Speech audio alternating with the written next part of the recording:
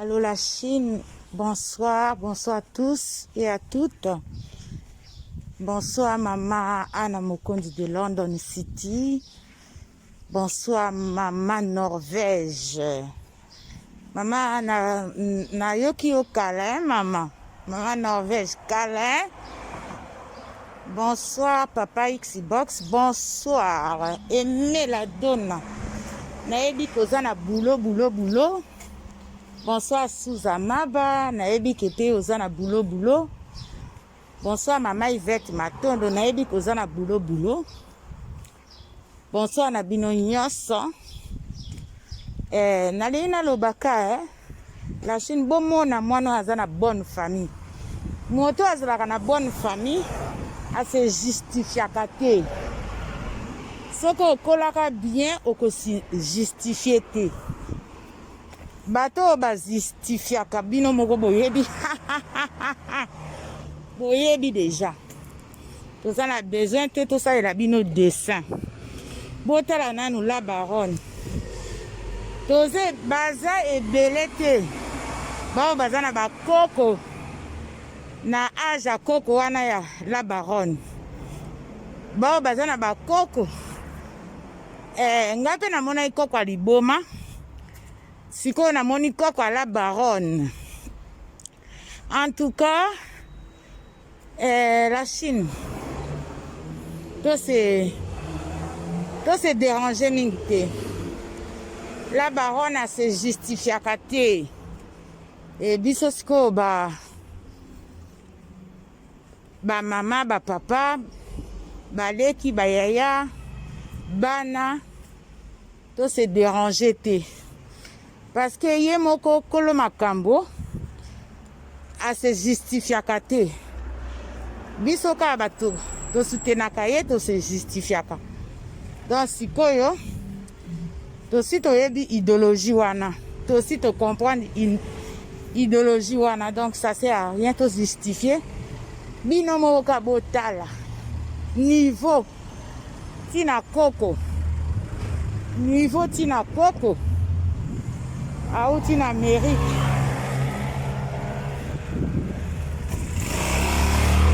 Niveau tina koko. Nazo tambola la Chine. Nga nazaka boye. Kabi tambola. Nazo tambola kaka boye. Mais ezande musala mutezo tambusanga boye. D'habitude na sala kango na voiture. Mais mikolo naza privé na voiture. Faut qu'on quitte sa articulation munene. O munene so eleki ba malade comme aranzo te bere. Donc voilà la Chine yango bomo nanga. Mu pasola nazo pasola ka banzela. Donc voilà la Chine. Nalena lo baboye. Niveau ya la baronne. Bomoni koko. Bato bazana koko bo ifeza la ka bana na biso to boti na poto biso to za ba koko ya bana wana bana na biso ba boti mais la baronne niveau na ye niveau na ye azana koko na poto pardon botika la Chine to za la ka bien on est dans les bons niveau à la baronne na âge à la baronne azana koko na poto bon sikoyo mutu aboye bosanisaka ye bolobelaka ye mabe sikoyo ozomona ke ezosala nango eloko te la Chine totika koloba tosalaka promotion acoustique na confinement mamoyo bakonfinaki ye mama oyo yo mama oyo bakonfinaki yo sa mobali mama oyo confinement de makambo esalaki makambo ozomona la Chine biso kaka mama oyo epi na acoustique na vie tozalaka na mutu aza na camarade na ye azaka na camarade na ye alingaka na alingaka te na vie eza bongo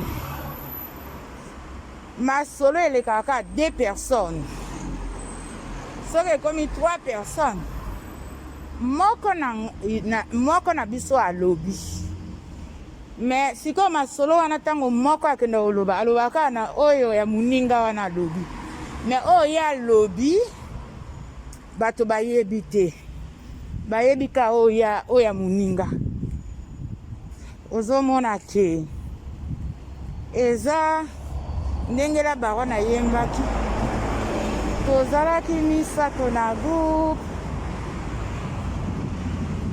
matongi elekaki mbeka ye magre nayebi nanga oyemba te matongi elekaki mbeka yango wana ekabolaki bokamaradi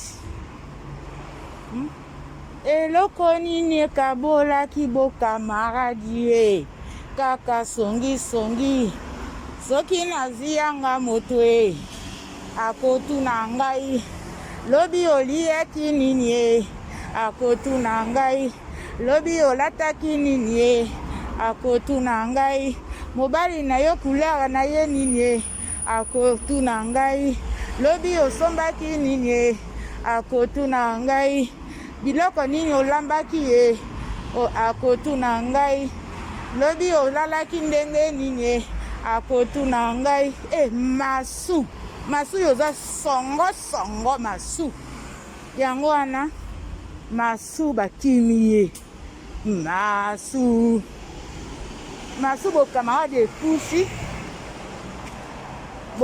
ekufi parce que masu alingaki ka kolobelaka makambo ya moninga ka mabe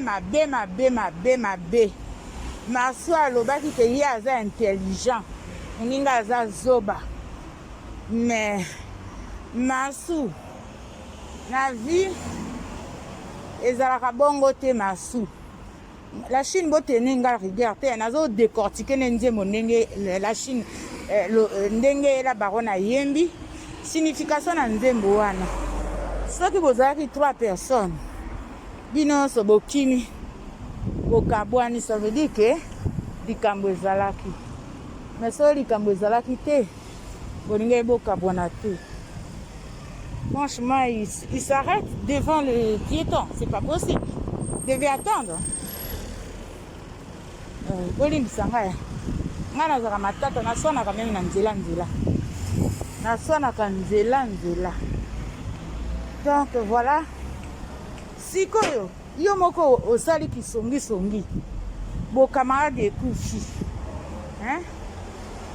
Ye akanisa ikoza ndeko na ye menzoka ndo ozalaki ndeko te ozalaki nde rival na ye bon bokamarade ekufi mpo na yango donc voilà vie eza bongo te soki olingi na oyo su moninga te kokosela ye makambo te parce que la baronne aza na Jésus et puis aza na gloire et puis aza na victoire. Voilà vie à la baronne. Aza na gloire et puis aza na victoire. Il y a Jésus-Christ. Bitumba na ye. Jésus-Christ abundelaka ye. Pardon bolimbisa. Masque wana ezosala deux fois mobulu pona koloba. Jésus-Christ abundelaka ye. Et en plus, la Chine populaire babundelaka ye. Et en plus, bana membre babundelaka ye. Et en plus, ba mama autorité babundelaka ye. Et en plus, naba obaza la Chine te babundelaka ye. Bon, yo na mutu aboye yo okokokana na ye obusalaka na ye bitumba. Ego simbaka te. Nga siko na sina comprendre. Moya kisasa, hein? So va payer au moins $30. La Chine n'a expliqué bino. $20, ils ont déjà 17 000 francs congolais. Dans le lobby, $20. 17 000 francs congolais. Hein? Donc, ils ont soki moto atindeli yo mbongo oza na 34 000 francs congolais eza ebele na Kisasa azomona mpenza demi-dieu. Bon sikoyo okomanke motu na yo respect ka mpona 34 000 francs congolais.